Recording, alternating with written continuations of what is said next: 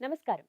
మన సనాతన ధర్మంలోనే law of attraction ఉందని, అది మనిషి జీవితం పైన చాలా ప్రభావం చూపిస్తుందని చెబుతూ ఉంటారు.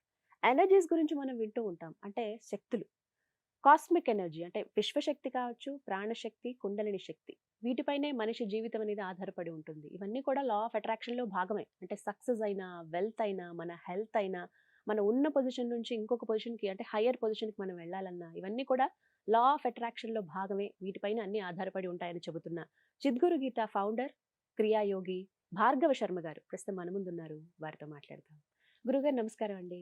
నమస్కారం అండి. లా ఆఫ్ అట్రాక్షన్ వీటి గురించి మాట్లాడుతూ ఉన్నాం. ఇందులో భాగంగా ఐశ్వర్యాన్ని చాలా వరకు మనం సొంతం చేసుకోవచ్చు. అది మనలోనే ఉంటుంది. మనం కోరుకోవాలే గాని ఖచ్చితంగా వస్తుంది. యూనివర్స్ మనకు అన్నీ ఇస్తుంది. అందులో భాగంగా ఐశ్వర్యం కూడా వస్తుందని చెప్పి నేను కొన్ని విన్నానన్నమాట హ్మ్. ఇలాంటి మాటలు. హ్మ్. నిజంగా అది సాధ్యమవుతుందంటారా? ఇప్పుడు తిరుపతి వెంకన్న ఉంటారు గదా! ఆ! వెంకటేశ్వర స్వామి ఏం చేస్తారు? ఏమన్నా కష్టపడతారా? ఏం చేయరు గదా! ఆ! ఇలా ఉంటారు. ఆ! కానీ అక్కడ ఉండేటటువంటి ఒక ఆకర్షణ మంత్రం ఏదైతే ఉందో, ఆ! నిత్యం కొన్ని వేల కోట్లు ఆయన ఆకర్షిస్తున్నట్టుగా జరుగుతుంది గదా! మన కళ్ళ ముందు అవునండి. జరుగుతున్నటువంటి అవును. ఒక తెలుసు. ఉదాహరణ. హ్మ్. మీరు రాముడిని చూసినా, కృష్ణుడిని చూసినా, హ్మ్. ఈ వెంకటేశ్వర స్వామి ఈ అవతారాలను మీరు పరిశీలిస్తే వాళ్ళందరూ గూడా ఆకర్షిస్తున్నారు గాబట్టే వాళ్ళని దేవతలుగా మనం కొలుస్తున్నాం. ఓహ్! కృష్ణుడనే వ్యక్తి తను ఏదైనా చేయగలిగేటటువంటి ఆకర్షణను పొందాడు. హ్మ్. సముద్ర గర్భంలో ద్వారకని క్రియేట్ చేశాడు. హ్మ్. అనేక వేల ద్వారాలు ఉంటుంది కాబట్టి దానికి ద్వారక అని పేరు. హ్మ్. క్లోజ్డ్ కాదది. హ్మ్. మొత్తం ఓపెన్ ద్వారకనే సముద్రంలో క్రియేట్ చేశాడు. అవును. అంటే ఏంటి? కృష్ణుడు కూడా అట్రాక్షన్ చేస్తున్నాడనే కదా! మనం హ్మ్. కృష్ణుడిని ఆరాధిస్తుంది. హ్మ్. అలాగే రాముల వారున్నారు. హ్మ్. సమస్యలు లేకుండా లేదు. కానీ సమస్యొస్తే యూనివర్సే తనకి సపోర్ట్ అయ్యుండి సమస్యల నుండి బయటపడేలాగా చేస్తుంది. చేస్తుంది. అవును. సో, ఇవన్నీ మీరు అర్థం చేసుకుంటే హ్మ్. ఐశ్వర్యాన్ని ఆకర్షించడానికి ఒక స్టేట్ ఆఫ్ బీయింగ్ అవసరమవుతుంది. హుహు. సో, ఆ స్టేట్ ఆఫ్ బీయింగ్‌నే మనం అప్లై చేస్తే, మనం గనక పొందగలిగితే, హ్మ్. మనం గూడా ఐశ్వర్యాన్ని అద్భుతంగా ఆకర్షించగలుగుతామనేదే హ్మ్. మన ఋషులు వాటి ద్వారా మనకు అందించాలనుకున్నటువంటి అంశం. ఇదంతా కూడా మనకు సనాతన ధర్మంలోనే ఉంది. ఉంది. హ్మ్. దాన్ని మనం అర్థం చేసుకోవాలి. ఆ! ఇలా అనలైజ్ చేసుకోవాలి. ఎందుకలా వెంకటేశ్వర స్వామికి అంత ధనాకర్షణ ఎట్లా కలుగుతుంది? ఒక్క హ్మ్. ఆలోచన చేద్దాం. హ్మ్. ఎలా కలుగుతుంది? అక్కడ ఏముందని? హ్మ్. ఇది ఇప్పటిది కాదు. కొన్ని వందల సంవత్సరాల నుండి బ్రిటిష్ వాళ్ళ కాలం నాటి నుండే అక్కడ ధనం అప్పటి నుంచి ఉంది. అవును. ఎప్పుడూ ఉంది. అంటే మనం గుడ్డిగా నమ్మేయకుండా ఒక ఆ! సబ్జెక్ట్‌ని లాజికల్‌గా కూడా ఎలా ఉందో చూద్దామంటారు. అంతే. హ్మ్. ప్రూఫ్ అనమాట అది. హ్మ్. ఎవిడెన్స్ అది. హ్మ్. అంటే ఒక వ్యక్తి, ఒక విగ్రహం హ్మ్. స్ అలా ఉంటే గూడా ధనాన్ని ఆకర్షించగలిగినప్పుడు, హ్మ్. ఆకర్షణ అంటే అదే. మీరేదో కష్టపడితే వచ్చేదని ఆకర్షణ ఉండదు. అవును. కదలకుండా ఒక విగ్రహంలాగా ఉంటేనే అక్కడ ఆకర్షణ జరుగుతుంది. హ్మ్. రాముల వారు ఆకర్షించారు గాబట్టే రాముడిని దైవంగా కొలుస్తున్నాం మనం. హ్మ్. కృష్ణుడు ఆకర్షించగలిగాడు గాబట్టే అన్ని విద్యల్ని ఆకర్షించగలిగాడు రాముడు. హ్మ్. అవంతట అవి వచ్చేసేవన్నమాట. బల, అతి బల ఇట్లాంటి విద్యలన్నీ హ్మ్. దాసోహమైపోతూ వెళ్ళిపోయేవంట రాముడి దగ్గరికి. హ్మ్. విశ్వామిత్రుడు చెప్పినటువంటి అంశం అది. హ్మ్. సో, వీళ్ళందరూ ఆకర్షించారు గాబట్టి మనం దేవతలుగా కొలుస్తున్నాం. హ్మ్. అది మనకి సాధ్యమంటారా మనుషులుగా?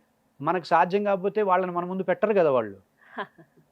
మనకు సాధ్యం గాదనుకోండి ఇక అసలు వాళ్ళతో సంబంధమే లేదు గదా! ఇంక వాళ్ళకెందుకు అవసరం ఉందా? వాళ్ళేం హ్మ్. సాధ్యం గాదు గదా! అని జెప్పి వాళ్ళు చరిత్రలోనే ఉండేవాళ్ళు. హ్మ్. ఈరోజు మనం కొలవాల్సిన అవసరం లేదు గదా! హ్మ్. మన కళ్ళ ముందు తిరుమల, తిరుపతి వ్యవస్థను మనం చూస్తున్నప్పుడు చూస్తున్నాం. కొంచెం ఆలోచన చేద్దాం. హ్మ్. ఎలా? ఎలా? హ్మ్. అంటే మనం కొంచెం లా ఆఫ్ అట్రాక్షన్‌లో హ్మ్. కాన్షియస్ అనే పదాన్ని వింటారు గదా మీరు. హ్మ్. కాన్షియస్ అంటాం. హ్మ్. కాన్షియస్‌గా ఉండాలి, ఆ! కాన్షియస్‌గా ఉండాలి అంటాం. హ్మ్. ఈ కాన్షియస్ రకరకాలుగా కాన్షియస్‌లుంటాయి. హ్మ్. చాలా విభాగాలుంటాయి. హ్మ్. మీరు వైకుంఠాన్ని మీరు గమనిస్తే పాల సముద్రం ఉంటుంది. అవును. పాల సముద్రము అంటే కాన్షియస్ అని అర్థం. ఓహ్! పాలు ఉండవు గదా! సముద్రము అంటే కాన్షియస్. హ్మ్. ఎవరి దగ్గరైతే హయ్యర్ కాన్షియస్ స్టేట్ ఉంటుందో హ్మ్. వాళ్ళు ప్రతిదాన్ని అట్రాక్ట్ చేయగలుగుతారు. ఓహ్! ఎవరైతే కాన్షియస్‌ని పోగొట్టుకుంటారో హ్మ్. అన్నీ పోతూ ఉంటాయి. హ్మ్. దీనికి శాస్త్ర నిర్వచనం అక్కర్లేదు. హ్మ్. మీ పర్స్ అక్కడ పెట్టి మీరు కాన్షియస్‌ని పోగొట్టుకోండి. ఆ పర్స్ పోతుంది. అవునా గదా! అవును. అరే! ఎందుకు పోయింది? దృష్టి దాని మీద లేదు. ఎలా అయిపోయిందో కాన్షియస్ లేదు. తెలీదు. ఆ! ఫస్ట్ ఆ ఫిజికల్ పదార్థాన్ని నేను అక్కడ పెడుతున్నా, ఆ పెట్టేటప్పుడు కాన్షియస్ లేకపోయేసరికి అది మర్చిపోతాం. హా! కాన్షియస్ లేకపోతే వస్తువులు పోతున్నప్పుడు, హ్మ్. కాన్షియస్ ఉంటే వస్తువులొస్తాయనే గదా అర్థం. ఖచ్చితంగా. ఏదైతే లేదో అది హ్మ్. పోవడానికి కారణమైంది. హ్మ్. ఏదైతే ఉంటే అదే రావడానికి కారణమవుతుంది. హ్మ్. సో, ఈ కాన్షియస్‌ని 2 రకాల కాన్షియస్‌లంటాం. హ్మ్. ఒకటి existence based conscious, 2 energy based conscious. Okay. ఈ రెండింటిని సమన్వయం చేసుకుంటూ ఈ ఎఫ్ఆర్ఎస్ మెథడ్‌ని గనక మనం ప్రాక్టీస్ చేయగలిగితే ఐశ్వర్యాన్ని ఆకర్షించగలుగుతాం. హ్మ్. ఎందుకంటే కాన్షియస్ డిపెండ్స్. ఐశ్వర్యం ఆకర్షింపబడేది కాన్షియస్‌కే. విష్ణుమూర్తి దగ్గర లక్ష్మీదేవి ఉంది, విష్ణుమూర్తి దగ్గర హయ్యర్ కాన్షియస్ ఉంది కాబట్టి. లక్ష్మీదేవి ఎవరి దగ్గర ఉండాలి అంటే వాడి దగ్గర కాన్షియస్ ఉంటే వస్తుంది. అది ఏ విధంగా? మీకు కొన్ని ఎగ్జాంపుల్స్ చెప్తాను. కాన్షియస్కి క్యారెక్టర్కి, కాన్షియస్గా ఉండేవాడికి క్యారెక్టర్తో ఉండేవాడికి చిన్న చిన్న ఎగ్జాంపుల్స్తో మీకు అర్థమయ్యేలా చెప్తాను. ఇప్పుడు ఒక వ్యక్తి క్యారెక్టర్తో ఉంటున్నాడు అనుకుందాం. ఒక వ్యక్తి నన్ను చూసి కూడా చూడకుండా పట్టించుకోకుండా ఏముందిలే ఈయన బర్కలించేదని వెళ్ళాడు అనుకోండి, ఏం నన్ను అసలు ఏం పట్టించుకోవట్లేదు అని బాధపడుతున్నాం అనుకోండి. అక్కడ ఏం జరుగుతుంది? కాన్షియస్ లేదు, వ్యక్తిగతమైనటువంటి నిర్ణయాలతో అభిప్రాయాలతో వీడు ఉంటున్నాడు. సో ఇది మీ కాన్షియస్తో ఉండే వ్యక్తి ఎలా ఉంటాడు? దేవతా విగ్రహంలాగా ఉంటాడు నవ్వుతూ. అవునా కదా? అది చూపించడం కోసమే విగ్రహాలను మనం ఆరాధించేది, అది గ్రహించడం కోసమే. విగ్రహం అంటే ఏంటి? పదం ఏం చెప్తుంది? విశేషంగా గ్రహింపబడేది అని. గ్రహం అంటే గ్రహించడం. ఏం విశేషంగా గ్రహిస్తూ? కాన్షియస్నే గ్రహించాలి, ఏకాగ్రతనే గ్రహించాలి, కాన్షియస్నెస్నే గ్రహించాలి. నేను ఒక ప్రశ్న, సూటి ప్రశ్న ఇస్తాను. నాకేం పెద్దగా భక్తి మీద నాకేమీ జ్ఞానం లేదు, మీకుంది. ఏ దేవుడైనా సరే ఎవరన్నా తిడితే బాధపడ్డట్టు, ఎవరన్నా పొగిడితే ఉప్పొంగినట్టు ఉంటుందా? లేదండి, ఉండదు కదా. మనం అంటాం కదా, రాముడు నిత్యస్మితవదనుడు, తిట్టినా పొగిడినా ఇట్లనే ఉంటాడు, శత్రుభావం ఏమాత్రం ఉండదు. సో ఇలా కాన్షియస్గా మెలగడాన్ని మనం సైన్స్ రాయక్కర్లేదు. రామాయణం చదివిన ప్రతి ఒక్కడికి అర్థమవుతుంది, అర్థవంతంగా చదివిన వాడికి. భారతం చదివిన ప్రతి ఒక్కడికి కాన్షియస్గా ఉండడం తెలుస్తుంది. అయితే మేమేంటంటే వాళ్ళకి ఇంకా తేలిగ్గా అర్థమయ్యేలాగా, నేటి తరానికి అర్థమయ్యేలాగా మరికొన్ని ఎగ్జాంపుల్స్తో ఈ ఎనర్జీ బేస్డ్ కాన్షియస్ని, ఎగ్జిస్టెన్స్ బేస్డ్ కాన్షియస్ రాముడు, ఎనర్జీ బేస్డ్ కాన్షియస్ కృష్ణుడు అనమాట. సో ఈ వీటి మీద వివరణలు ఇచ్చుకుంటూ వాళ్ళని ఆ కాన్షియస్లో పొందే విధంగా కొన్ని క్రియలు ఉంటాయి.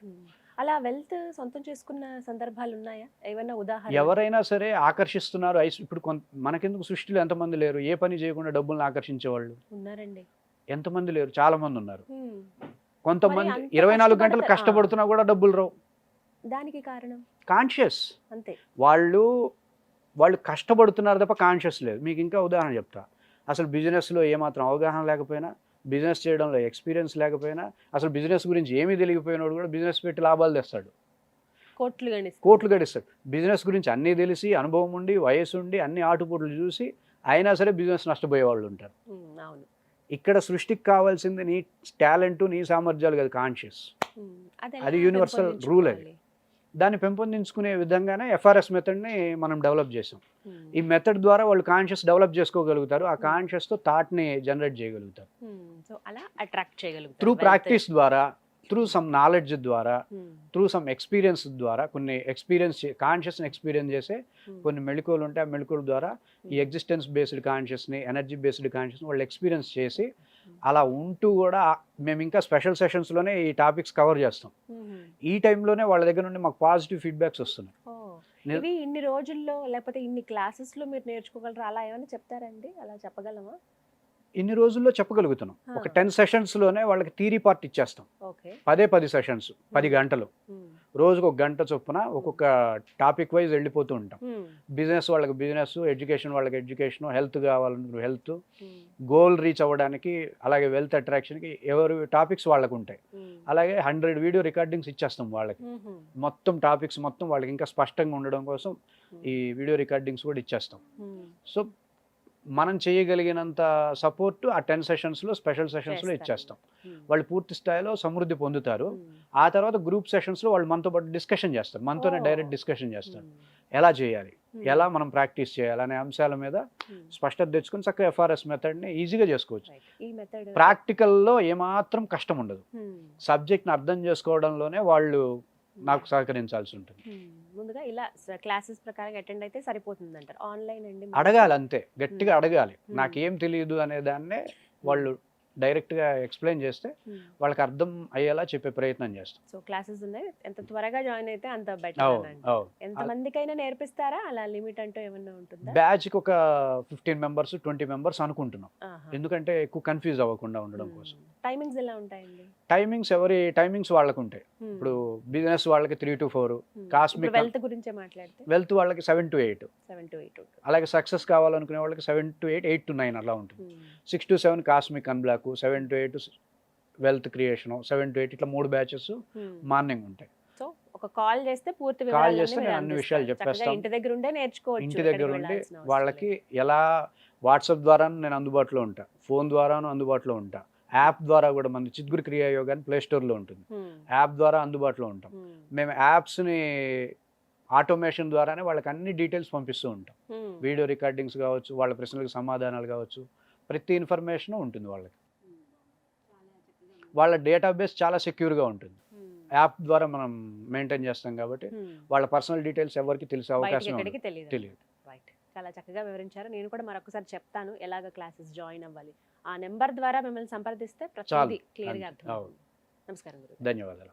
సో విన్నారు కదా! ఇదే అంశం పైన మరిన్ని వివరాలు మీరు తెలుసుకోవాలనుకున్నా, లేకుంటే గురువుగారితో డైరెక్ట్‌గా మాట్లాడాలనుకుంటే స్క్రీన్ మీద వారి నంబర్స్ ఇవ్వడం జరుగుతుంది. నంబర్‌కి కాల్ చేసి ఫుల్ డీటెయిల్స్ తెలుసుకోండి. ఇది ఇవాల్టి వీడియో. నమస్కారం.